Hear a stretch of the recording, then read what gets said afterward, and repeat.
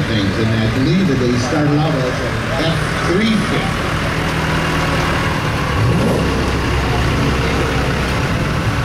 So anyway, from New Richmond, in that good-looking 76 Ford, is Brian Federer.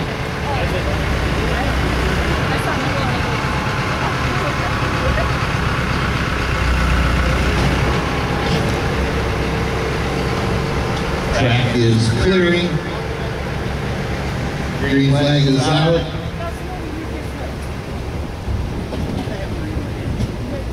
Quiet run and trip. There he comes to life. Ryan Bitterly.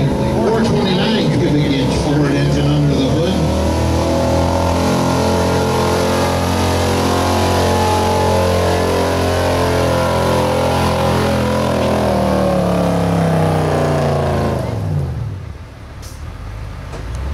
.306 and 9, 306 and 9, and that is the big number right now. That is the leading truck. 306 and 9, second place right now at 300 is